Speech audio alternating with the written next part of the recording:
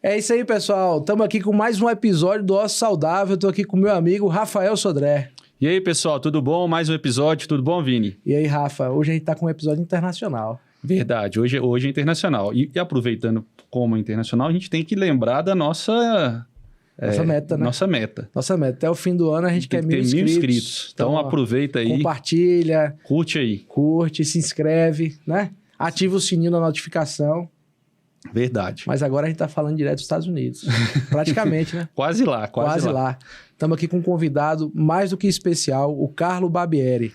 Carlo, ele é economista, advogado, mestre em Direito Internacional. Se a gente for falar o currículo inteiro aqui, eu acho que a gente vai ficar até amanhã. Então, o currículo é vasto. Primeiro, agradecer a sua presença no nosso podcast. Verdade, é uma satisfação aqui, né? Saber que você dispôs do seu tempo para estar aqui com a gente. Seja bem-vindo. Não, a alegria é minha, pô. Conhecer a cidade, conhecer o seu programa, pô. 2 médicos fazendo um programa tão interessante assim, mérito diferenciado, que né? Que perigo, pô? né? Ué, mas pelo menos aqui quando te falaram, você deve ter ficado até com medo, né? Não, muito bom, pô. Mas conta um pouquinho pra gente, Carlos, antes da gente falar um pouco do seu trabalho como um todo, a gente queria ouvir um pouco da sua história de vida. Onde você veio, como é que foi sua infância, até você chegar na sua formação profissional. Nossa, uma tragédia. Olha, sempre gostei muito de estudar. E meu pai era muito antigo, né? Era engenheiro. Ele achava que estudar era importante, mas trabalhar era mais importante. E eu me lembro que a primeira surra que eu tomei foi porque eu não conseguia comprar um dadinho de doce na escola. E eu fui engraxar o sapato na esquina, né? Fiz uma caixinha. E ele soube que eu estava engraxando o sapato lá. Quando eu cheguei em casa, tomei uma biaba, porque ele falava que eu estava desmoralizando ele como pai, que não podia sustentar o filho. E eu aprendi 2 coisas. Uma, que você tem que aprender a viver com aquilo que teu pai pode te dar nessa idade, certo? Realmente eu fui descortês com ele. E segundo, que tudo tem consequência, né? Toda ação tem uma reação. O dadinho custou caro, né? Mas aí continuei, estudei bastante, eu sou paulistano, né? Estudei no Mackenzie e tal, fiz colegial. Aí fiz faculdade de economia, porque ele me autorizou.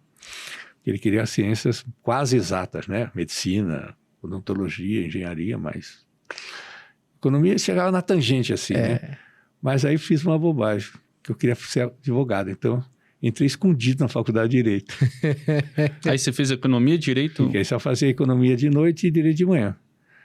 Aí ele ficou muito bravo, né? Quando ele soube, foi assim, ele achava que o advogado era um cara que criava problemas. Mas a explosão da vida foi quando em São Paulo surgiu uma escola chamada ECA, de jornalismo, primeiro ano na USP, e eu prestei vestibular e entrei. Aí eu tinha direito de manhã, jornalismo à tarde e economia à noite. Eles gostavam de estudar, hein, Rafa? Nossa. Aí explodiu e falou, não, então agora, a partir de agora, acabou. Não tem mais mesada, não tem mais nada. Você vai se virar para trabalhar. E foi mais um aprendizado que eu tive com ele, né? Ele me deu uma carta patente, uma financeira. Falou, se vira com isso. Eu tenho a minha financeira, você não vai trabalhar comigo, você vai criar a sua própria empresa, você vai ver quanto custa ganhar dinheiro. E seu pai nacionalidade dele era brasileiro? Brasileiro. Aí fui criar essa financeira, que eu não sabia o que era, mas a gente é jovem, é intrépido, né? Então, fui lá, achei uma pessoa que entendia de financeira, dei sociedade, acabamos terando a ideia de outras empresas, no final a empresa cresceu mais que a dele. Então, tinha a financeira, que depois a financeira é quem financiava bens de consumo, né? Carro, essa coisa, comprou uma concessionária Volkswagen, aí comprou uma loja, transformamos uma rede de quase 30 lojas em São Paulo, direto doméstico. E assim foi crescendo. Tinha turismo, seguro, um monte de coisa. Chegamos a 29 empresas. Isso você tinha quantos anos? 21. 21. Aí nós acabamos comprando um banco.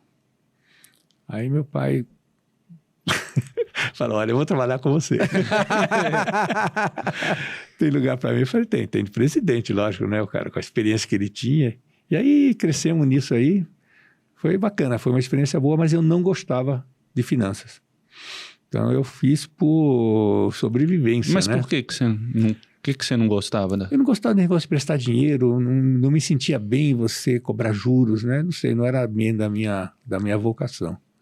Não era muito da sua filosofia de vida, né? Exato. Sim. Aí, por algumas razões políticas, nós acabamos vendendo o banco e eu passei a ser consultor. Aí era alegria, né? Porque eu usava o direito, usava a economia e a nossa vida foi assim, uma alegria só a partir daí. Porque até lá eu fazia por despeito ou por respeito, era mais seguir nesse sentido. Aí fomos criar uma empresa de consultoria que fazia 4 coisas. A gente cuidava das relações de governo, advocacia, comércio internacional e projetos.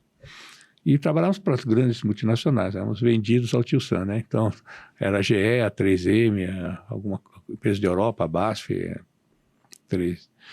E a partir daí a vida foi só alegria, né? Só dando consultoria, só dando palpite na vida dos outros. A consultoria tem disso, né? Porque você dá o conselho ali, né, com a gestão alheia, né? A gestão é do terceiro, né? Exato, e você tem a responsabilidade. Mas não deixa de ter uma responsabilidade. Não, né? a responsabilidade é enorme.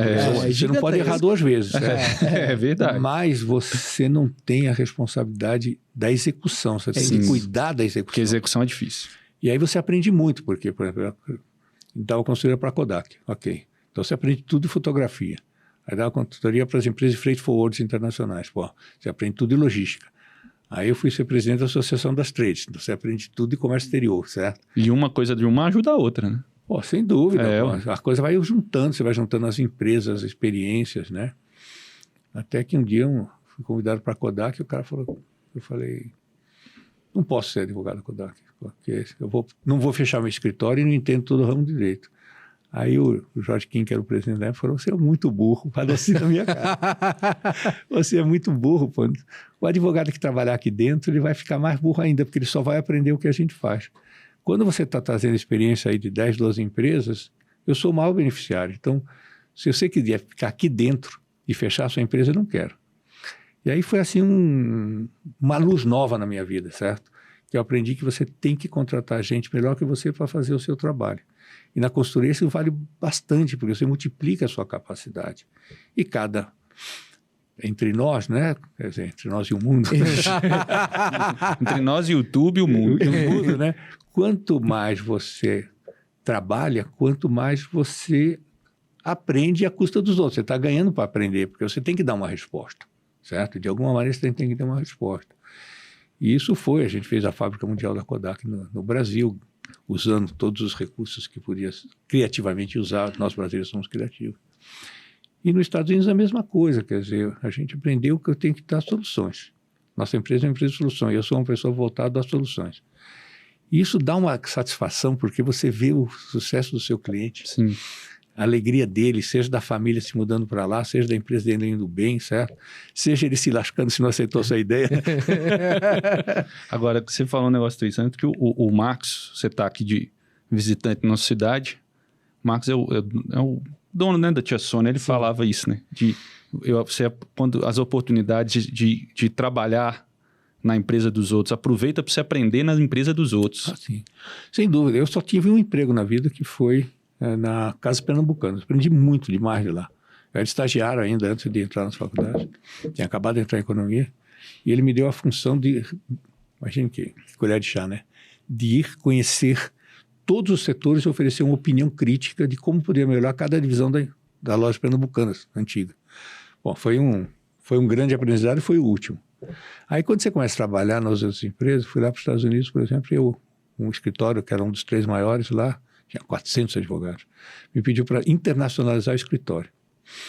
Ora, você imagine você entrevistar 400 advogados sobre todos os campos do direito, desde direito imobiliário, imigração e etc., para preparar os advogados e a empresa para ser internacional. Então foram 4 anos de aprendizado, né? Você acaba conhecendo todos os campos do direito, como é que funciona o direito lá, etc. E, na verdade, você está ganhando para aprender, porque, ao final, você conclui o trabalho, conclui o estudo, mas você aproveitou daquilo tudo, certo? O que nenhuma faculdade teria me dado. Verdade. É um aprendizado remunerado. Exatamente. Essa é a expressão. Exatamente. Na verdade, a gente, no nosso dia a dia, a gente tem disso também, né? Porque os procedimentos cirúrgicos, né? As discussões, você sempre está aprendendo. Né? Palestra, sempre aprende. Né? Agora, você falou aí, né, dessa questão dos Estados Unidos. Você contou pra gente nos bastidores, você já mora lá há 39 anos. Uhum. Mas, e aí, por que foi para lá? Bom, não, na verdade, a gente tem empresa lá há 39, e eu com a família estou mudando há 26, mas nos primeiros anos eu ia e voltava toda semana. Eu tinha casa, tinha um filho morando lá e tinha um escritório. Então, durante mais de 10 anos eu fiquei indo e voltando. Toda semana? Semanalmente. Tinha idade para isso, tinha uma concorrência, era fantástica, você pagava $500 por uma passagem, mas 100 ou 200 para fazer um upgrade para executivo, hoje... então dava para sobreviver com isso. E nós éramos praticamente pioneiros, então você tinha uma demanda de pessoas buscando essa atividade, e foi um aprendizado, porque você imagine você sair de uma consultoria aqui no Brasil, uma GE, que você faz assim, tem 20 e tantos mil pessoas para atender o seu pedido, chegar lá, você tem que abrir a empresa, tem que fazer a contabilidade, tem que fazer o registro da marca, tem que fazer a pesquisa de mercado, tem que verificar, ver como é que ele vai arrumar dinheiro para tocar o negócio, enfim, é completamente diferente, é outro mundo, outro país, outra regra. Cultura, né? Outra cultura, outra estrutura jurídica, certo? Então isso foi assim, sensacional. A estrutura burocrática lá se compara à nossa? O americano é muito incompetente para criar burocracia, sabe? Ele tem... Essa é boa. Essa é boa. Você veja a parte tributária, a pessoa jurídica dos Estados Unidos não paga imposto. Então você imagine que... E aqui vai aumentar. E aqui vai aumentar a quantidade de tributos. Não é só isso. É porque foi até interessante. Uma vez um cliente para nós falou, olha, eu preciso entender o sistema tributário americano. Vou para aí.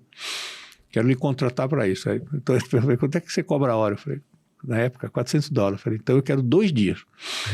Eu falei, não, vamos deixar por meia hora. Porque meia hora eu explico todo o sistema tributário americano, porque eles são simples. Pô. A pessoa jurídica não paga imposto. Ora, você já pensou quanto você tira da sua preocupação? Aí você, bom, e quem paga imposto? É o sócio quando tem lucro. E o sócio, quando tem mais de uma empresa, ele compensa. Se uma empresa deu prejuízo, se deu lucro, você compensa. Então, praticamente, quem faz a contabilidade da empresa é você mesmo. Você pega o QuickBooks, vê no banco que entrou é lucro, o que saiu é custo, acabou. Então, eles são muito, assim, incompetentes para criar essa burocracia tributária que a gente tem no Brasil, certo? Os caras não vêm para cá para aprender. Nós estamos aí há quantos anos para tentar fazer o tal do IVA, né? Que é o imposto, para tentar fazer o imposto único, não sai nunca. Não, e você vê como o Brasil... Sair, né? Não tem interesse. Não, enquanto o Brasil onera a empresa nisso, porque você vê o IVA nos Estados Unidos, o que seria o IVA, né? Varia entre 7% a 9%. Aqui já estão falando de 25%. Sim. Uau! Para que você precisa tanto dinheiro, pô? Lá a estrada funciona um pouquinho melhor que aqui, né? Aquela se você toda, aumentar certo? O tributo para a empresa, ela vai empregar menos. Né? É isso que eles não querem. E tem estados como a Flórida, por exemplo. Veja que interessante. A Flórida, você não tem imposto de renda pessoa física no estado. Nova York e Califórnia tem. O que acontece? Os caras mudam para lá. Eu vi isso aí. Eu estava lendo sobre isso, acho que foi no Instagram, que aumentou o imposto. A Flórida tirou o imposto de renda e Nova York, né? Acho subiu. Que foi... Nova York, o estado de Nova York subiu. Teve a população de Nova York reduziu e a de Flórida... O estudo é isso. Foi um doutorado lá. Na hora que aumentou, caiu o imposto, acabou tirando o imposto de renda de Flórida. O povo lá muda. A Flórida nunca teve. Mas a Flórida é um estado aberto. Então, isso que a gente fala, os Estados Unidos vai mal, não sei. Tenho minhas considerações, levam tempo para fazer. Mas a Flórida, durante a pandemia, por exemplo, sabe o que aconteceu com a economia da Flórida durante a pandemia? Cresceu 11%. Porque o governador fez duas tacadas só. Primeiro... É o DeSantis, né? É o DeSantis. Você não pode processar a empresa se você te pegar o vírus e dizer que pegou na empresa. O que era um grande problema para a empresa. Segundo, se qualquer empresa, restaurante que for, pediu atestado de vacina, você tem $5 mil de multa. Ora, a Flórida explodiu de crescer, né? Nova York acabando, perdeu, como você falou, quase 300 mil habitantes. Foi. Califórnia acabou quase 300 mil habitantes. E para a Flórida muda 1.000 pessoas por dia. Caramba. E já tinha essa cultura, né? O aposentado já gostava de ir para lá, né? Sim, por causa do clima, né? Fugir do norte, né? Tudo livre e tal, aquela coisa toda. Então, isso mostra que a livre iniciativa ela é preponderante no sucesso, inclusive da economia individual, certo? Porque, você imagine, quanto gera de outros trabalhos 1.000 pessoas todo dia mandando para lá. Sabe quanto a Flórida recebe de investimentos por minuto? 2,7 milhões. Ou seja, cada minuto... A Flórida recebe 2.700.000 de investimento. Ora, isso enriquece o Estado, né? E ninguém enxerga isso aqui, será? Não é possível, porque aqui, guardando as devidas proporções, seria mais ou menos como o ISS, que o ISS aqui, as empresas ficam pulando de cidade em cidade, quando o ISS é mas mais acaba barato, que né? a taxinha é muito pequenininha, né? A Dependendo diferença. do faturamento, né? 3% sim. faz diferença, E né? para que diabo tem que ter, pô? O sócio, se a empresa deu dinheiro, o sócio paga imposto, acabou, maravilha. Se não deu, você não paga, pô. Lá com essa simplicidade toda, existe a profissão do contador lá? Tem, mas existe o contador, certo? Mas o contador, na verdade, chega no final, a pequena e média empresa, certo? Ele reúne os dados, um sistema que a gente usa muito lá, chamado QuickBooks, fecha a conta e fala, porque tem que pagar isso, porque primeiro que não tem essa malandragem de querer, como é que eu vou matar imposto? Não, deu lucro, paga. Não deu lucro, não paga. Muito simples essa realidade. Depois, no caso da Flórida, tem a Flórida mais 7 estados, por exemplo, que não existe a tal da legislação trabalhista. Você imagina você estar num país, ou num estado, como é o caso nosso na Flórida, em que o funcionário não merece continuar trabalhando. Hoje é segunda-feira, às 7 horas da noite, terça-feira, às 7 horas da noite, a hora que for, ele recebe as horas trabalhadas até aquele momento. E tem aquelas, ele pode ter 10º, 14º, 15º, é tudo Tem combinado, nada. tem liberação para combinar, né? Você combina o que você meta, quiser. é meta. Então você não tem auxílio maternidade, Isso. você não tem férias remuneradas, você não tem nada. O empregado é bom, o que você faz? Você dá tudo para ele, você quer o empregado. E o empregado está bem assistido na empresa, ele quer trabalhar lá. Então, essa liberdade de, como você falou, de contratação, de negociação... Aqui não tem. Funciona, pô. Funciona por... você valoriza o mérito, né? Valoriza o mérito. Valoriza o Meritocracia, né? Meritocracia absoluta, pô. E essa ausência de regras faz a pessoa aprender a se virar, certo? Você vê a parte do serviço médico, lá tem uma série de considerações. Durante a vida útil, né? Você paga seu seguro particular, o problema é teu, certo? Você ganha menos que 27 mil dólares por ano, você tem direito a uma ajuda federal para isso. Se não, o problema é seu. Quando você se aposenta, aos 65, certo? Aí você tem 100% de auxílio do Estado. Você não paga mais hospital, você não paga mais médico, você não paga mais nada. Ou seja, quando você está numa fase da vida que você não está ganhando mais, certo? Você gasta menos. Ao passo que aqui, pelo menos quando eu morava, era uma situação complicada, né? Porque quando você aposentava, aí que você estava ralado. Porque o seguro de vida aumentava, né? Porque o seguro de saúde aumentava, porque você tinha mais incidência. E dessa forma, é curioso, vou contar um caso pessoal. Quando chegou na minha idade de poder pedir aposentadoria, eu fui lá, marquei hora, cheguei na repartição do serviço público, falei, olha, eu vim saber aqui, acho que já passou aí o tempo de eu poder aposentar. Levou 10 minutos para ser atendido. Tomei um espalho da senhora lá. Falou, por que o senhor veio aqui? O senhor devia ter vindo em outubro do ano passado. Nós estamos em março. O senhor está criando um problema para a nossa empresa. Falei, qual é o problema, senhora? Desculpe, tem alguma multa? Ele falou, não, porque agora você vai ter que esperar 7 dias para receber de volta o dinheiro que o senhor pagou a todos. Aqui já era. 7 dias. 7 dias. Aí chegou em 3, pô. Aí a mulher reclamando, e por que o senhor não colocou os seus filhos aqui? Eu falei, porque eu não sabia.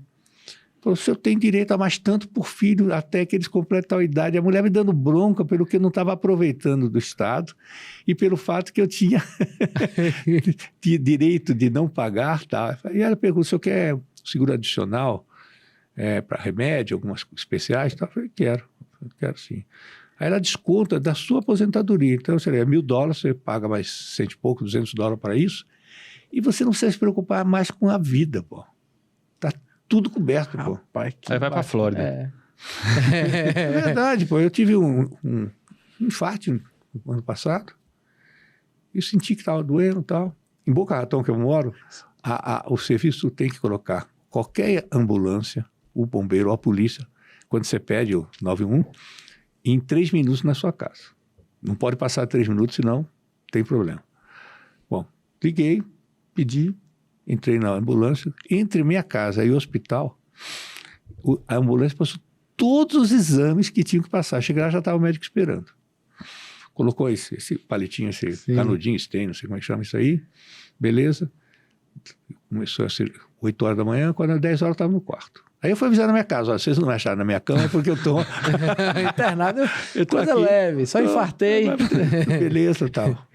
Aí fiquei 2, 3 dias lá, agora veio a conta. Veio a né? fatura, Aí fui sair, a mulher falou, não tem que pedir nada, pô. nós sabemos o CPF lá, seu Social Security, se tiver alguma coisa a gente fala depois. Mas deixa eu ver aí, pô. Conta do hospital, $115 mil. Conta que o Carlos pagou, 750. Caramba! Então, é um país, pelo menos a Flórida, que te assiste, né? Você tem prazer em pagar imposto que reverte. Rapaz, isso é sensacional. Isso é o grande sonho. briga hoje que a gente tem no país. E além disso, por exemplo, você estava falando aí que lá na empresa não tem essa questão de burlar. Tanto que quando burla, né? Você sabe o que acontece. Né? Vai pra Aqui cadeia burla... Cadeia, cadeia. Aqui parece que acabou, né? O direito criminal no Brasil acabou, porque não há mais nenhuma pessoa que mereça estar preso, né? Sim. Então a gente tem essa visão de fora, pelo menos. Não, eu preciso roubar muito, porque de qualquer maneira eu não vou pagar nada. Lá roubou o mínimo. A gente tem histórias aí de grandes empresas com auditoria, Cadeia, né? Cadeia. Aqui no Brasil, que teve erro alguns erros na conta, você passa para ver, vai, prescreveu. Né? Passa 10 anos. E o sonho que, na verdade, é um sonho que o brasileiro tem no seu íntimo, que é ver o seu imposto revertido em serviço, Sim. né? Porque aqui a gente paga, como você viu, muito imposto e a gente tem que pagar depois tudo de novo. Saúde, educação, segurança, Não, e a gente transporte. paga o imposto ainda sobre qualquer produto que a gente compra. Caríssimo, muito né? imposto. Muito imposto. As empresas revertem para nós, né? A gente que tem empresa... Imposto, tudo é caro, tudo é caro. Rapaz, a gente paga imposto demais. É o maior sócio nosso, é o Estado O brasileiro. governo leva... Lá, por exemplo, a gente recebe no final do ano, setembro, por aí, a planilha de onde é que vai ser usado o imposto no próximo ano na sua cidade, certo? Você tem só o federal e o municipal. Então, você vai lá, vai ser tanto para isso, tanto para aquilo. No condado que eu moro, em torno de 49%, 51% vai para a educação. Acho que foi a única vez que eu vi empresário apoiar, aumentar o imposto para melhorar ainda mais a educação. Sendo que lá a educação a da Flórida é a primeira nos Estados Unidos em ensino universitário e a terceira em ensino médio. Mesmo assim, a gente quis aumentar para poder... Não tem criança que não estude com laptop, a escola pública lá é excelente, você não precisa pensar em escola particular, é uma coisa maravilhosa, certo? Então, você sente o resultado. Você vê as escolas serem maravilhosas, né? Segurança, né? Agora eu estou vendo que aqui no Brasil está discutindo negócio que pode estar armado, não pode estar armado, aquela coisa toda. Bom, não vou entrar no problema daqui. Mas lá a regra é a seguinte, simples. Se a pessoa entrou dentro da área da sua casa, você não precisa perguntar se o cara está armado, se ele tem má intenção ou boa intenção, você vai lá e tem direito a atirar, certo? Beleza. Preferencialmente não deixar o cara ferido. Por quê? Porque no direito penal do estado da Flórida, e lá cada estado tem o seu direito penal, garante o seu direito de você se defender. Sim. Você não precisa perguntar para o cara se está armado, não está armado, o que você está fazendo aqui dentro. Claro, se se tratar de um genro, da sogra... Aí não dá, né? Mas se não for isso, a coisa é legal, pô. Você vai lá, tirou. Tem um caso emblemático na Flórida, uma senhora estava em casa, interessante, com 2 filhos, e viu uns suspeitos, né, os malacos lá de fora. Ligou para a polícia perguntou para ela, a senhora está armada? Ela falou, eu posso pegar a arma do meu marido. Ela falou, então pegue. Nós vamos mandar a polícia voando para aí. Mas na minha cidade é 3 minutos, tem cidades que é 5 e tal. Se a gente não chegar e o cidadão entrar, a senhora, por favor, atire nele. Orientação da polícia, gravada, não é conversa não. E realmente os 2 entraram na casa. A senhora atirou em um, não sei como, mas acertou, morreu. E o outro fugiu. O outro foi preso. Decisão da polícia. A culpa da morte do rapaz foi do outro que fugiu. Porque ele devia ter alertado que ele não podia entrar numa casa. Entrar na casa é uma invasão de domicílio. Foi. Ela defendeu o direito dela. E aí aumentou a pena do outro. Ele pagou pela morte do companheiro, pô. Além de furto, etc. Pô. Rapaz, isso aí é fruto também de uma... Tem muita diferença de tempo, né? O Brasil ainda relativamente jovem. Não, né? mas eles também são idade jovens, é a mesma, né? pô. A imagem 500 anos, pô. O que muda é para a Europa. Para eles não está mudando nada. Para os Estados Unidos é a mesma. Talvez, aí é fato, né? Colonização. Porque a colonização toda lá, na verdade, já trouxe essa história para lá. É muita coisa, né? Liberdade religiosa, ia para lá para ter... possibilidade de confessão. Já tem coisas que falam, assim, até questão né, é até polêmico falar isso, né? Mas a questão religiosa, porque o puritano ele foca mais no trabalho, né? A maneira de... E no protestante, você ser rico e ganhar dinheiro é mérito. Isso, é porque Deus te deu um dom e você tem obrigação de utilizá-lo para melhorar a sua vida, a sua família e das pessoas que você contrata. Aqui no Brasil, a gente tem uma influência grande católica. Aqui, me perdoem, eu fui católico também. É exatamente o contrário. O rico é um cara que está explorando os outros, que está abusando, que ficou rico porque pagou pouco salário. É uma visão completamente diferente. Pô. Eu cheguei nos Estados Unidos com um container inteiro do Brasil. E tinha uns latinos tirando o container. Logicamente, lá não passa pela alfândega, em geral, não tem nada disso. A pergunta que o cara me fez, o que o senhor fazia no seu país? Eu falei, por quê? Ele falou, porque eu quero fazer a mesma coisa que eu quero ficar rico também. Quer dizer, eles têm, assim, orgulho de aprender com quem sabe ganhar dinheiro.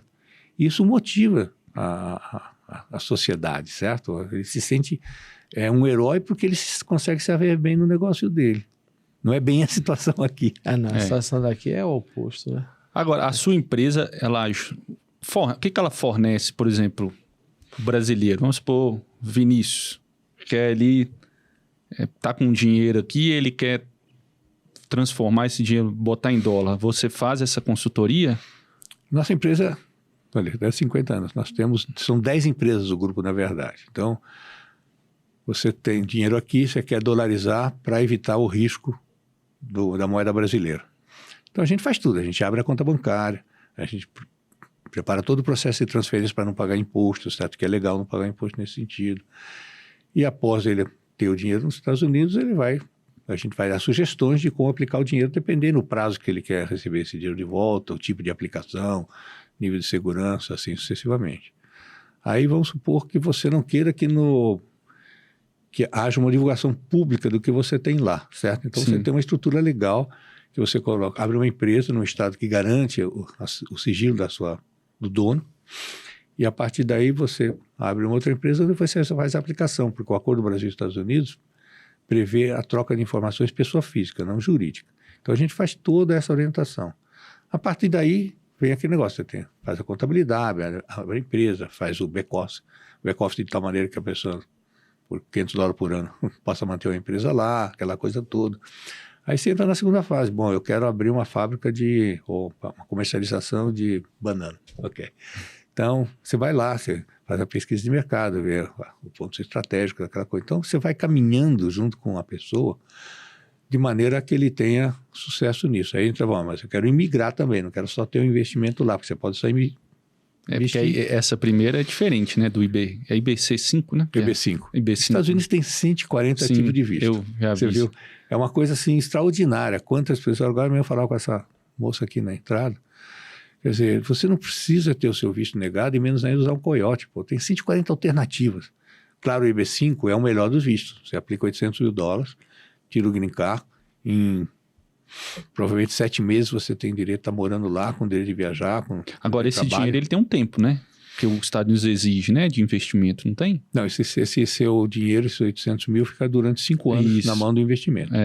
Agora, você tem o E2, para quem tem vontade de investir, mas ele tem também a cidadania europeia, certo? Até Portugal, que não era parte da Europa, para efeito americano. Para efeito americano, né? Agora também faz parte. Então, se você tem um passaporte, você investe 150 em dia de morar, não de residir. Qual a diferença? Você pode morar quanto tempo você quiser, se a sua empresa se mantiver aberta, e você conseguir comprovar que está cumprindo o seu business plan. O EB5 não, você tira o green card, vai para sua família, vai para todo mundo. Fora isso, você tem o EB1 para pessoas com grande saber na sua área de atividade. Um médico, por exemplo, você tem especialidade, você é um pesquisador, certo? Para exercer a profissão médica, você não teria que fazer a adaptação. Você é um pesquisador, certo? Vamos pegar um exemplo que eu posso dar ao vivo. Dr. Turíbio Leite, foi médico da seleção brasileira e de um time que tem lá em São Paulo. São Paulo é um time pequeno. É um time pequeno. Né? Então, o Turíbio, ele foi lá. Ele é um cara genial, o cara tem livros publicados, tem pesquisas, tem carta de apresentação de universidade americana. Em 8 dias a gente tirou o green card dele. Isso aí eu vi. Aquela pessoa que... Um profissional Notório que saber. irá fazer uma diferença para a Mas comunidade. ele foi para lá, morar lá. Foi para lá, ele queria fazer o EB5, Isso. porque ele achava que ele não teria outra alternativa. E nós falamos, bom, em vez de você gastar naquela época $500 mil, você não quer pagar 20 mil e ter um green card? Mais rápido ainda, pô. Não, o meu advogado, que esse é outro problema lá. O advogado é especializado, né? Então, da mesma que na medicina você faz o joelho direito, né? Na advocacia o advogado faz um visto, faz outro. Eu tive a oportunidade naquele escritório de advocacia de conhecer todos. Mas você tira um green card para o médico na categoria dele, certo? Em 8 dias. Aí eu vou pegar outro time de São Paulo, muito bom, grande, que acabou de ganhar um jogo merecidamente. Merecidamente. Mano. Aí Tô sentindo que é comigo isso aí. Aí então, esse rapaz, que hoje é presidente desse time, queria também tirar o green card. Para ser presidente desse time, você percebe que o QI intelectual dele não é assim, aquela coisa. Né? Mas ele tinha pego esse time que não era nada, foi transformando campeão paulista, brasileiro, latino, e mundial. Ok. Interessa aos Estados Unidos ter uma pessoa com esse nível de conhecimento para poder trazer o futebol para dentro do país com uma pessoa que entende do ramo. Então também se obtém um green card para ele, certo? Fora isso, assim, então você tem o EB1, você tem o EB2, que é um cara que tem um pouco menos que isso, não tem tantos livros publicados, não tem nada disso, mas pode e tal. Você tem o EB3, que é a pessoa que vai para lá contratado ou buscado por uma empresa que queira essa sua especialidade lá e não precisa ter nível superior. E você tem o EB5, que é esse visto de investimento. Então, só nessa categoria dos ES, né, os EBs, você tem 5 alternativas. Você tem o E2 para pessoas europeias, enfim. Só não vai para lá quem não quer, certo? Ou quem quer encontrar o caminho do coiote. Aí não tem jeito, né? Aqui em Conquista a gente tem um pesquisador desse nível, que é Matheus Piton, que é ortodontista. Sim. Que ele está sempre entre os 3 ou 4 maiores publicadores, pesquisadores do mundo. Ele recebeu o convite a duas universidades americanas para ir para lá para morar. Não. Ele não vai porque é fazendeiro. Aí ele fica nessa. Mas tem fazenda lá também. Tem fazenda. E você veja o seguinte, o EB5 hoje, quem mais está buscando o EB5 é produtor rural, certo? Porque há uma sensação de que o atual governo não gosta muito do produtor rural. Deve estar falsa essa impressão, mas vamos supor que seja verdade, né? Então, o que ele está fazendo? Ele está fazendo o EB5 para poder garantir à família dele o direito de morar lá, a esposa, o filho e tal. E ele você não consegue transportar uma fazenda, né, o gado, a plantação para lá.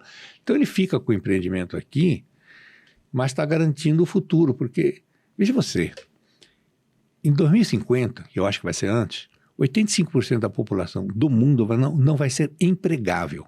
Ou seja, não vai ter skills, qualidade suficiente para conseguir qualquer emprego. Porque os empregos vão ser diferentes, né?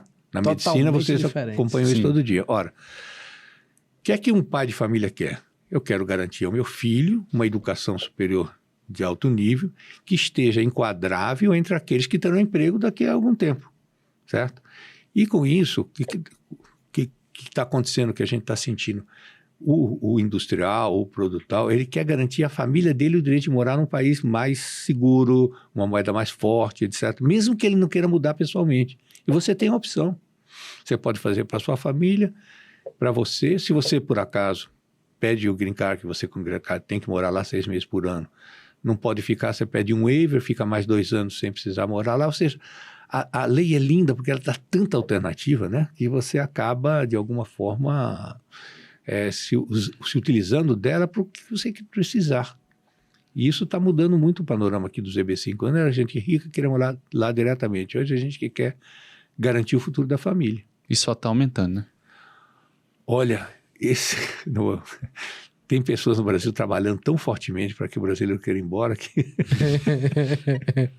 Tem um time grande trabalhando nesse sentido. Mas você vê isso, né, na prática. Cada dia mais, né? Cada dia mais, você vê... A gente fez nenhum EB5 ano passado, esse ano já fez 6, pô. Conta bancária, eu estava dizendo para vocês, a gente está abrindo uma por dia. Pessoa que quer ter o dinheiro em dólar, pô. Abre empresa lá 2, 3 por semana, quer dizer, você sente um ardume da pessoa querer sair rapidamente daqui para ir para lá, para pegar o espaço, pelo menos para garantir, porque Só a desvalorização da moeda, certo? O João estava fazendo o cálculo outro dia. Se você tinha, 5 anos atrás, $100 mil, em reais, né? 300 e poucos mil reais. Hoje, se você tem os mesmos $100 mil aplicando a 2% ou 3% ao ano, você tem 500 e tantos mil reais, né? Em vez de 300 e pouco, ou seja, você aumentou 20%, 30% só na conversão da moeda e sem pegar a desvalorização que, entre nós, não é possível que o real se mantenha como está, certo? Processo inflacionário aberto, sendo criado, forçado até a ser criado, né? Um desemprego, né? Que a curva é de declínio, certo? Então, você prefere estar num país, quer dizer, mas os Estados Unidos também tem dificuldade? Tem. Claro, país todos têm. Mas, nos Estados Unidos, como é um país, assim, uma federação, um estado como a Flórida, ou como a Texas, como a Geórgia, certo? Você morando lá, você está no melhor dos mundos. Mas eu quero ir para Nova York. Bom, aí o problema é seu, certo? Mas não, é diferente você estar num país federado, como é lá, em que você escolhe onde vai morar. E se você escolher um estado como a Flórida, é aquilo que eu disse para vocês. Mas hoje é o melhor estado para morar, a Flórida? Nesse sentido? Eu sou assim, suspeito, né? Porque eu moro lá há algumas décadas, mas realmente é melhor, principalmente em termos de família, certo? Você vê, agora saiu uma lei estadual, ano passado, de que quem é responsável pela educação dos filhos até 8 anos de idade são os pais. Então a escola não pode dar sexologia ao vivo, aquela coisa para as crianças. Isso é tão do caráter da pessoa da Flórida que dos 67 condados da Flórida, 64 apoiaram o candidato do governador que mantinha essa política de que a responsável da educação é dos pais, não dos professores. Então, é uma diferença fundamental de Nova York, a gente conhece as histórias de lá, não são assim tão alvissareiras, né? Isso vale para tudo, certo? Os Estados Unidos tem, é até espantoso, tem 2.000 formas de apoiar o empreendedor estrangeiro. 2.000. Não é só... Veja o caso da Embraer. A Embraer ganhou a concorrência com o Bombardier quando ampliou a área de atividade dela de Fort Lauderdale para Melbourne, e o governo acertou de pagar metade do salário dos engenheiros durante 2 anos. Pô. Caramba. Olha, isso faz uma diferença enorme no sucesso da empresa, certo? Porque você tem uma ajuda. E você pode pedir um monte de outras ajudas. Lá tem diferença, assim, de vantagem. Se o Rafael, ele me falou nos bastidores ali que ele está com $1 milhão para investir lá nos Estados Unidos. Aí, ele quer investir no ramo alimentício. Tem um estado que é melhor, então se ele quiser investir em outro ramo, existe essa diferença? Olha, cada estado disputa isso aí. É uma coisa normal a disputa de estados para atrair um investidor estrangeiro. Quando o governador era o Rick Scott, ele fez um estudo do nível de insatisfação da Marinha Mercante com relação aos portos da Califórnia. Pegou para os portos da Flórida, nós temos 15 portos na Flórida, 7 de águas profundas. Falou, olha, isso aqui é o que eles estão insatisfeitos. Me digam o que o Estado tem que ajudar para que vocês a alegria desse pessoal mudar para trabalhar aqui. Então, é um tema aberto, não há segredo nenhum. E com isso, logicamente, hoje, você vê eu falo da Flórida com muita alegria. Bom, diz que quando Deus ficou chateado, que falavam que ele era brasileiro, o chateado mudou para a Flórida, né? Então, você vê, por exemplo, o aeroporto da Flórida se tornou o primeiro aeroporto dos Estados Unidos. Passou a Geórgia, passou Nova York, passou Los Angeles, passou tudo. Por quê? Porque o governo se preocupa em diminuir os custos de tributos para os aeroportos e tal, e aumentar segurança, aquela coisa toda. Na área de alimentos, se você quer investir em alimentos, o mercado de alimentos americano é 1,6 trilhões de dólares, ou seja, um pouquinho próximo ao PIB do Brasil, só alimentos e bebidas, certo? Agora, depende do que você vai fazer uma indústria, montar um centro de distribuição, montar uma fazenda, criar laranja, depende de cada estado e cada região tem aquele que a gente chama vocação. Perfeito. E dentro das vocações é que você vai encontrar as vantagens. Qual é aquele condado, no caso da Flórida? E isso tudo a sua empresa orienta quem... Assim, a gente faz isso com... Nós somos o maior parceiro da Enterprise Flórida, que é o órgão da Flórida que faz esse tipo de ajuda. Agora, mês passado, a gente esteve aqui em São Paulo, lá em São Paulo, com a delegação da Flórida. Veio quem? A secretária de Comércio e o secretário de Transporte. Para dizer o seguinte, o que vocês querem? Como é que ajudo? A coisa é tão bacana. O Rick Scott, que era governador, eu me reunia com ele cada 3 meses. Ele perguntava 2 coisas, só 2. O que eu posso fazer para as suas empresas darem mais lucro? Meus clientes, menos, né? Eu gostava que fosse. Segundo, o que eu posso fazer para gerar mais imposto? Mais empregos. Ponto. Beleza, eu entregava uma lista de coisas que a burocracia estava atrapalhando, aquela coisa arada toda. Ele pegava a lista anterior, prestava conta do que ele tinha feito. Né? Isso aqui eu não pude mexer porque está em Washington, mas o meu lobby de Washington está fazendo isso. Isso aqui aquele condado já aceitou, enfim, beleza. Isso aí ia jantar na casa dele, acabou o negócio. O que acontece com um governo desse? Durante os 8 anos que ele esteve no governo, de 600 mil empregos que ele tinha se comprometido a gerar, ele criou 1.600.000. E fez uma coisa que no Brasil a gente não sabe o que quer dizer isso. Liquidou 25% da dívida pública do Estado. Liquidou, falou, vou pagar, não preciso disso, pô. A minha arrecadação é suficiente. A Flórida recebe 130 milhões de pessoas por ano de turista, pô. Só com o IVA lá, ele paga o imposto, pô. Ele não precisa ficar extorquindo dinheiro para ficar dando dinheiro para imigrante ilegal, nada disso, pô. Não tem esse negócio. Ele quer investir em coisas que produza para o Estado. Então, a área de alimentos é uma área linda nos Estados Unidos. É uma área de alto consumo, pô. Imagina 1.600.000 só de alimentos e bebidas, pô. Mas é um negócio que até para você imaginar é difícil, né?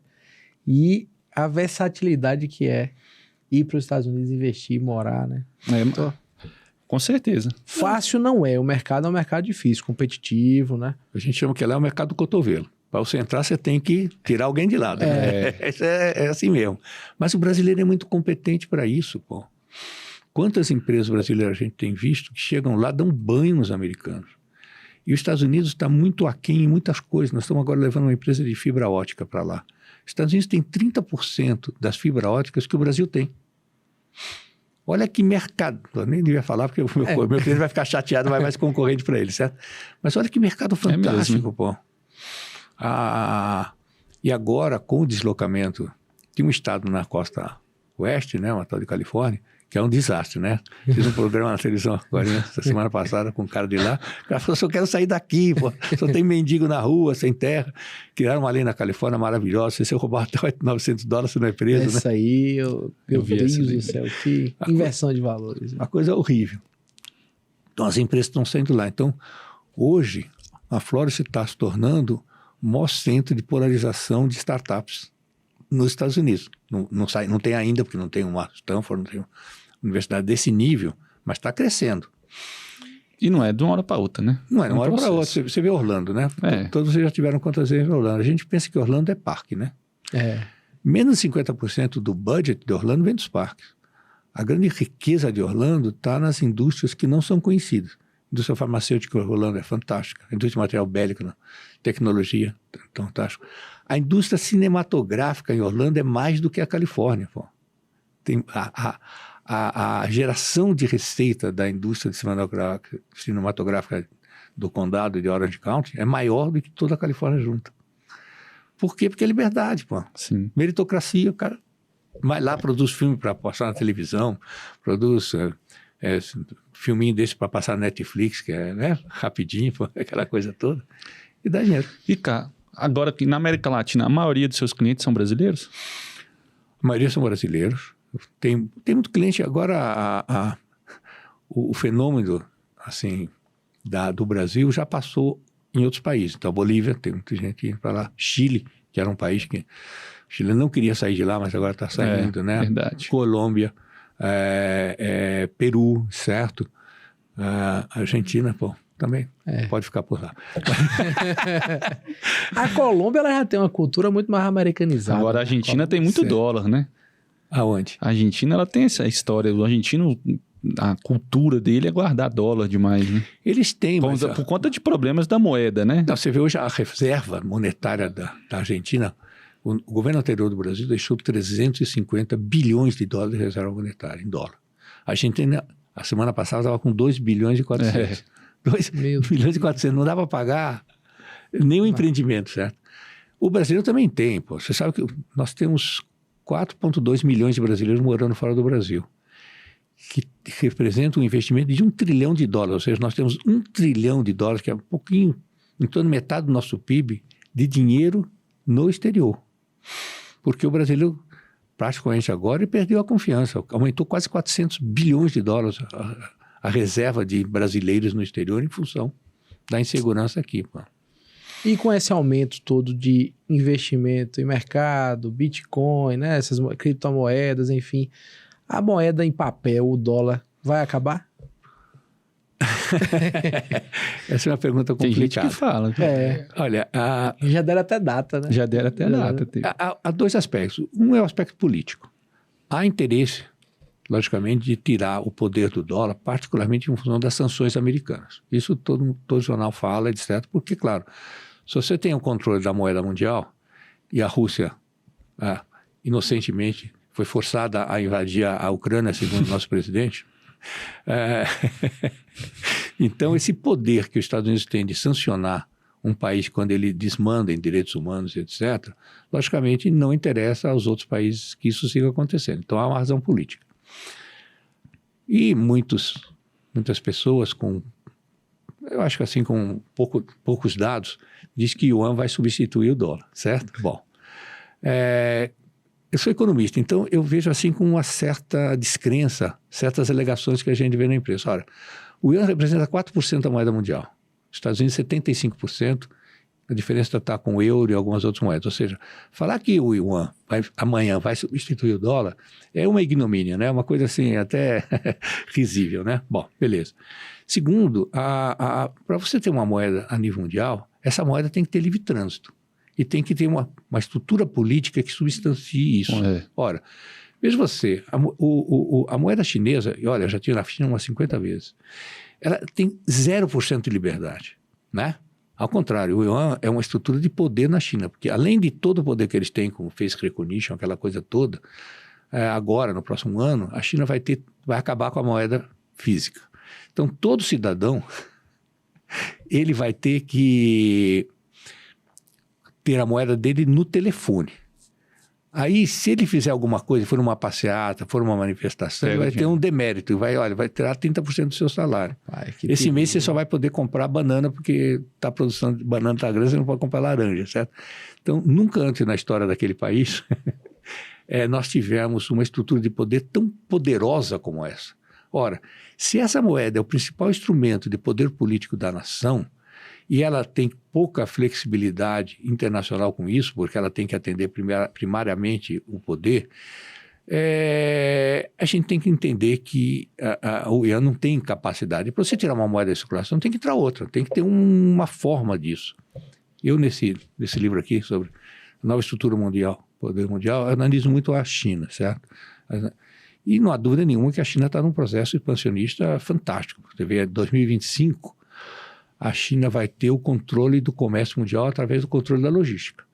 Hoje a China tem a logística toda da África, vários países da América Latina, aqui no Brasil, inclusive.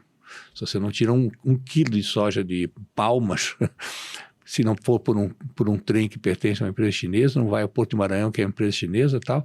E ela comprou as 2 entradas do Canal de Panamá. Ou seja, quando ela quiser falar, por aqui não passa, ou para ir para a China custa 2 e para ir para os Estados Unidos custa 8, ela vai ter o controle mundial, que é o grande escopo dela, sem dar um tiro, controlar o comércio mundial. E a China tem todo um processo, eu analiso muito no livro essa perspectiva da China querer dominar o mundo. Então você vai ter uma mudança muito radical na estrutura do poder. Você tem uma China ascendente, você vai ter uma Europa que vai perder a sua cultura histórica judaica cristã para uma cultura islâmica, que muda todos os hábitos do consumo, nem entre ser bom ou mal, dentro do fato que muda-se a Europa cai para uma realidade diferente, islâmica, isso é inexorável, né? Porque a capacidade de procriação é muito maior do que o europeu, né? A francesa tem meio filho por casal, eles têm 8, né? Então, exato. Não tem como não acontecer isso. Já tem comunidades enormes lá na Inglaterra, na Alemanha. Não, você estava vendo agora a Premier League, né? O campeonato inglês, é o Ramadã, né? Eles estão tendo o Ramadã. Então, no Ramadã, você não come num período durante o dia. Então, eu acho que o Liverpool, né, tem o Salah, Então, todos os jogos do Liverpool foram para a noite. Foi a primeira vez que fizeram isso. O poder é enorme, né? Então, assim, é igual você disse, não está falando que um é melhor que o outro, mas é uma mudança de hábitos. De hábitos. Isso aí não tem como negar, né? E aí vem tudo para chegar na resposta à sua pergunta, certo? O que acontece? Se a África é um continente ainda que não tem capacidade de criar uma moeda, certo? Mas está dominado pela China. A Ásia está num ponto de inflexão política, né? E de grande desconfiança, principalmente em função da tentativa da China de invadir Taiwan tá? Agora, né? E a gente sabe que vai ser um problema, porque 60% de alguns produtos de eletrônica, chips e supercondutores, etc., são feitos em Taiwan. Então, se invadir lá, quebra o mundo inteiro. Beleza. Então, a Ásia não é um país, um destino confiável. Para você ter moeda, você tem que ter um destino confiável para o seu produto e para o seu dinheiro. Então, o que vai sobrar nisso tudo? A América Latina, convenhamos, tem uma situação complicada. Só vai sobrar os Estados Unidos. Então, por mérito ou por falta de mérito dos outros, os Estados Unidos vai continuar sendo um país forte. E como é que você acha que os Estados Unidos se posiciona nessas questões com a China? Você acha que hoje ele está fazendo um papel bom? Eu acho que os Estados Unidos os Estados Unidos estavam fazendo um enfrentamento à China no governo anterior muito forte, certo? Mas o atual governo ele tem uma política um pouco, digamos, difícil de entender, né? Porque, por um lado, a gente sabe dos compromissos pessoais do presidente, o filho dele, etc., com a China, né? Centenas de milhões de dólares que foram passados para a família. Por outro lado, a gente sabe que 70% dos americanos não gostaria que a China seguisse ocupando um espaço importante. Então, há uma política, na minha maneira de ver, de um enfrentamento burro, na forma, certo? E é onde o Brasil perde uma grande oportunidade, que nesse enfrentamento, qual é a palavra da moda agora? Você criar um sistema de abastecimento e produção integrado em países confiáveis. O Brasil podia estar ocupando o primeiro lugar para fornecer produtos dos Estados Unidos, mas o nosso dirigente achou que é melhor fornecer produto agrícola para a China, feito pelo Sem Terra, do que propriamente fortalecer a produção industrial no Brasil. Um nonsense, né? Um nonsense absoluto, certo? Mas está por aí. O Brasil podia estar ocupando todo o espaço dessa indústria que está saindo da China. Você vê que a indústria de alta tecnologia está saindo de lá, os semicondutores estão indo para os Estados Unidos, inclusive. Os Estados Unidos precisa ser a grande base da nova indústria de semicondutores e chips, que é, na verdade, o sustentáculo do mundo, certo? Agora... Isso faz parte um pouco dessa política que foi adotada atrás, né, de globalização, e acabou deixando as indústrias um pouco saírem de lá, né? Eu acho que o Trump falou isso lá atrás, né? Que os Estados Unidos perdeu muito com isso, né? Essa autonomia e tal. Na verdade, esse é o terceiro ponto até que eu analiso no livro, certo? O que acontece com os Estados Unidos? O governo anterior estava procurando mudar a estratégia de acordos multilaterais para acordos bilaterais. Porque no acordo bilateral você favorece a quem? Aos dois países que estão negociando. O Brasil quer vender soja, os Estados Unidos quer comprar avião, faz-se um acerto nisso aí e a coisa está boa. Quando você coloca muitos países nessa regra, o que acontece? Alguém sai perdendo. Alguém sai perdendo muito. Não dá para agradar a todos. Não dá para agradar a todos. Então, os Estados Unidos estava entrando com o mercado e os outros países estavam entrando com a mão de obra. Com isso, estava havendo um esvaziamento dos Estados Unidos. As multinacionais, é outro tema que a gente analisa, elas deixaram de ser americanas, certo? Elas passaram a ser uma união estável, não é um casamento, independente. As grandes, as big techs, etc., passaram por onde? As suas sedes sociais em países que não tributavam. Sim. A utilização de mão de obra semi-escrava, inclusive na China. E veja um número interessante. A balança de comércio entre os Estados Unidos e a China é assim. Os Estados Unidos exportam 100 e poucos bilhões para a China e importa 400 e poucos bilhões. Com isso, a China acabou acumulando a maior reserva de títulos do Tesouro americano que já se tem conhecimento na história. Beleza. As multinacionais americanas, dentro da China, entre o mercado interno chinês e os países que as empresas multinacionais americanas fornecem o produto a partir da China, exportam 600 bilhões. Em outras palavras, se essas empresas tivessem um mínimo de espírito nacionalista ou patriótico e continuassem produzindo nos Estados Unidos, a balança americana aumentaria 600 bilhões. certo? Seria superavitária com a China, com a Europa, um monte de coisa. Então, as multinacionais, elas perderam a ligação umbilical com o país de origem, que é os Estados Unidos. Por isso que não se fala mais em globalização, porque a globalização foi criada por elas para favorecê-las. E, a partir daí, os Estados Unidos perdeu isso. O que mantém os Estados Unidos pujante é a parte de tecnologia, a parte de ciência, a geração de inteligência, essa busca de novos valores para ir para lá, que é o que vai, provavelmente, abastecer os Estados Unidos da capacidade de ser potência por muito tempo ainda. Porque não é à toa que a China mantém espiões, os russos nos Estados Unidos, para roubar tecnologia. E com a inteligência artificial, tudo muda, né? Demais, vocês devem estar cansados de ver isso aí em todas as matérias.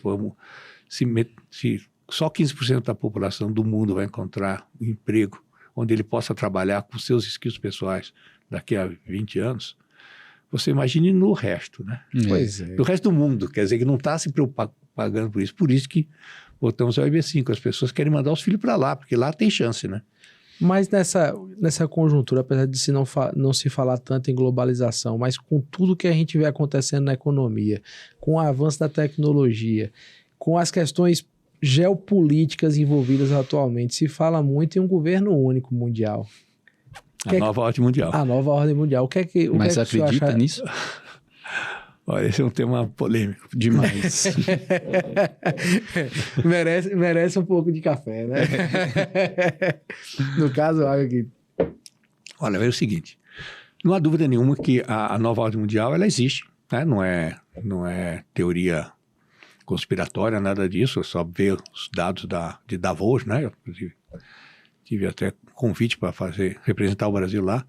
E é uma tentativa de criar uma nova ordem. Quais as regras da nova ordem?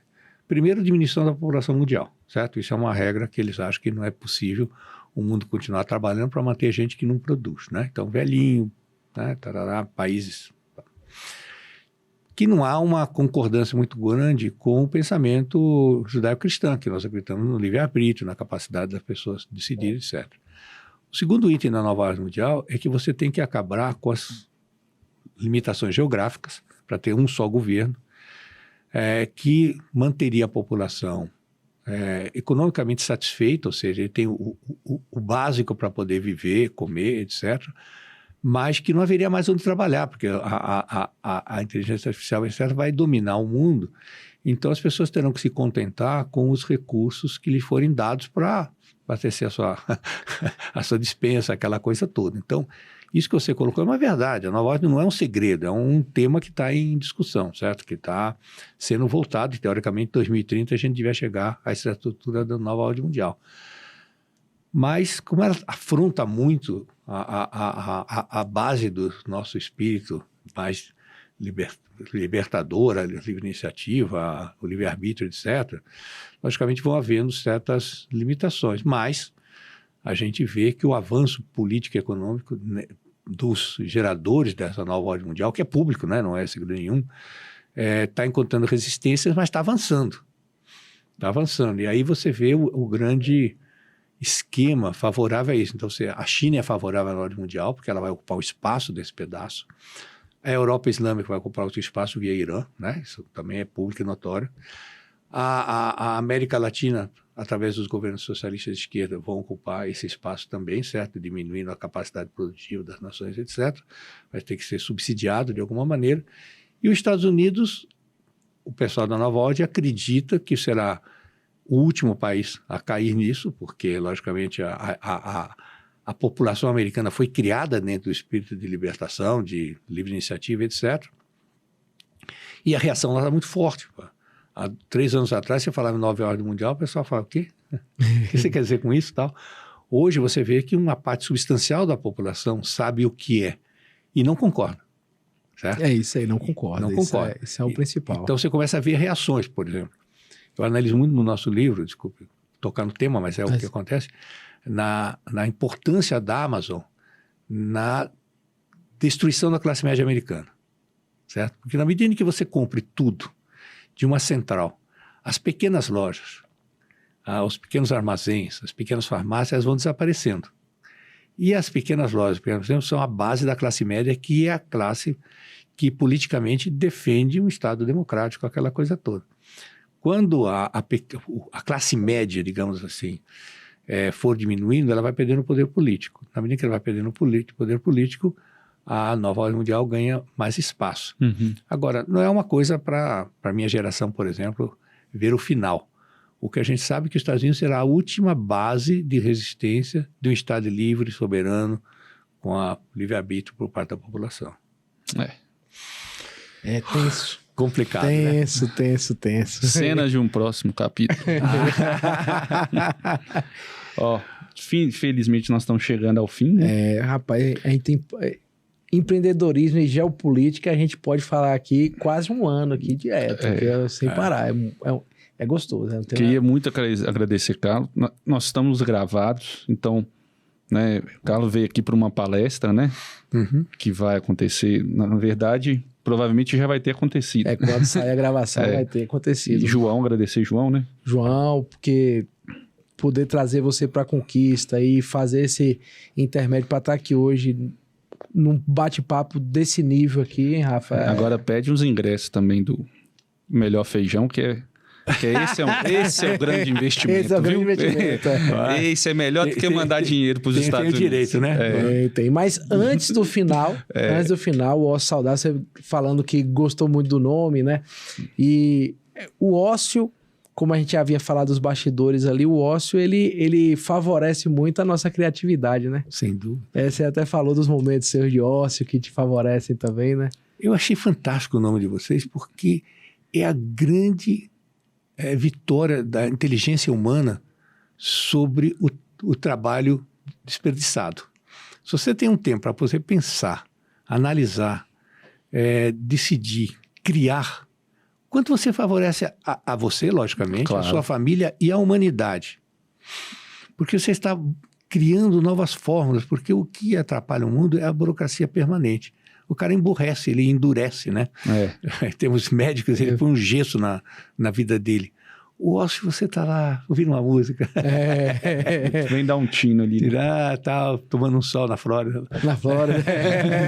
Tomando um café, não sei se lá na Flórida tem o Reserva do Vale, mas quem sabe um dia. É um café daqui, Conquistense, você vai até levar uma... A Reserva do Vale, por exemplo, é um café, pelo que eu vi aí, de alta qualidade, certo? É um café premium. É um café gourmet. Sim, verdade. Que é a forma de você entrar nos Estados Unidos, com produtos diferenciados, produtos realmente capazes de concorrer com aquele do café do ponto, né? Vou falar com o grupo societário do Reserva do Vale para a gente conversar sobre a saída para os Estados Unidos. E o americano gosta, né? Gosta. Não há ninguém que toma mais café horrível deles, mas... Horrível o café deles, Ave Maria. Verdade. E no ócio Saudável a gente tem um bloco agora que é Define o Seu Ócio. A gente vai agora lhe conhecer um pouquinho no seu ócio. Que legal. Aí vai fazer perguntas diretas com respostas simples também, direta, para a gente conhecer um pouco desse seu lado. Bem rápido. Fora da questão empresarial, né? Mas o humano Carlo Barbieri, né? Então, diga para a gente um hobby seu. Ler. Acho que a leitura, pô.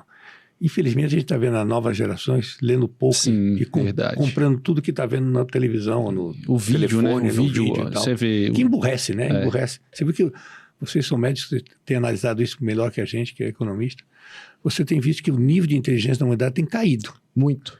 E uma das principais razões, pelo menos pelo que eu leio, é o fato que as pessoas não leem. Quando você está criando, você está imaginando o ambiente, você está vivendo aquele texto, né? Os WhatsApp hoje, os meninos mais novos, eu vejo isso com os alunos. Eles mandam áudio. Não escreve para você. Tem estudo hoje que mostra que essa geração, pela primeira vez, vai ter um nível intelectual menor do que a dos seus pais. Isso é reflexo desse mundo de facilidades que a gente tem, né? Agora vai convencer um garoto hoje a ler o livro em vez de pegar o resumo e entregar para o professor. Ou pedir o resumo ao chat GPT, né?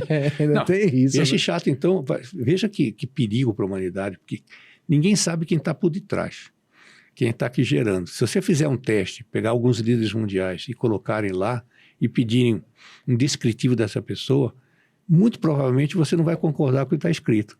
Mas a nova geração vai estar baseado nisso, pô. Olha a responsabilidade dos pais em darem a verdade para os filhos. E quantos pais estão dispostos a fazer isso? Verdade. A gente vai ter muito trabalho na educação dos nossos filhos. Então, uma música que eu gosto? Ah, Garota de Ipanema. E uma banda? Aí você já complicou. Ou um artista musical, né? Eu acabei conhecendo os Beatles recentemente, então gostei muito deles, mas não sei. Mas eu não sou muito voltado para isso, não. Para mim é livro, literatura mesmo, assim, mas artista, pô, E aproveitando, então, um livro que você indica. Que você indica, recomenda para quem está nos ouvindo, nos assistindo. Olha, eu estou lendo um livro agora, recente, essa semana, que é sobre o amor e a guerra, que é um livro escrito por um soldado durante a Segunda Guerra Mundial, que se apaixonou por uma alemã, e ele era soldado francês, e todo aquele drama dele se sentia assim, tal, que traz muito à nossa cabeça a dificuldade que a gente tem de sair de certos preconceitos, de ser contra a guerra, porque é humanamente inaceitável a guerra, né? E ao mesmo tempo de sair daquele negócio, como é que eu, como francês, vou gostar... Vou conviver com a alemã. Com uma alemã, certo? Um livro maravilhoso. Fantástico. Uma comida. Feijoada. E acha lá? Tem lá. Já tem de tudo. Tem 1.900.000 brasileiros nos Estados Unidos. Se não tivesse feijoada, fechava. Uma viagem inesquecível. Nepal. E um sonho de viagem? Olha, continua sendo a Ásia para mim. Nepal para mim foi o país mais maravilhoso. Mano. A parte espiritual do Nepal é muito grande, muito forte. Massa. Bacana, viu, Rafa? Que fantástico episódio. Muito bom. Muito obrigado, cara. Deixa aí para os nossos ouvintes, telespectadores, né, a audiência nossa do YouTube, assim, os contatos da sua empresa, né, como é que eles podem ler mais sobre isso, quem tiver interessado em procurá-lo também para buscar um visto desse, né? E o livro também, o livro também, indicação dos seus livros, sabe? É seu momento, fica à vontade. Olha, eu gosto de escrever, porque lógico, você lê, você tem a necessidade de transmitir o que você estudou, certo? Então eu fiz alguns trabalhos na economia, um sobre a nova estrutura que eu sugiro para os acordos internacionais, sair do multilateralismo, que foi até a minha tese lá em Direito, para o bilateralismo. E esse livro aqui sobre a nova estrutura do poder mundial, que eu vou deixar para vocês aí, para quem tiver vontade de ler. Ah, com certeza. A gente aqui devora livro, viu? Eu vou ler primeiro pro Rafa, depois pode deixar, você demora mais, né? Esse programa é muito bom. E quem quiser falar, idealmente fala aqui na cidade mesmo, com o João, certo? Qual é o seu telefone, João? Já manda aí pra gente, vamos colocar no link aí embaixo, o telefone do João vai aparecer aí na edição. A nossa empresa está lá na Flórida, sede própria, não vamos fugir. Não é uma empresa de maletim, como disse nos venezuelanos, mas ela existe. E que alguém quiser ir para lá, mudar para lá, fala conosco ou fala com o João aqui, seguramente vai conseguir saber tudo que pode para imigrar, para investir, para defender o seu patrimônio. Muito bom. Tá bom? Muito obrigado, Carlos. Carlos, muito obrigado. Agradecer aos nossos ócios. É isso aí. Bom ócio a todos. Muito obrigado. Um abraço. Abraço.